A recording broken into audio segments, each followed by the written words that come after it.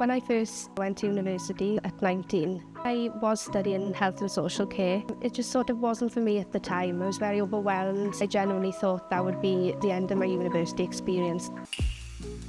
Theatre and drama was what I really wanted to study in life. Going through clearing, it was a massive turnaround for me last year when I applied very late. And I thought it was going to be a very intimidating process. It really wasn't. I decided to apply through clearing in August last year. The clearing team were just back and forth in contact with me through emails, through phone calls. Next thing I knew, I was literally on the course in September. It was a very easy process. It was very informative, and you are helped literally step by step along the way, which is really helpful. If there is a chance for you to go through clearing, then definitely do it. Theatre and drama was something that I never thought I could do.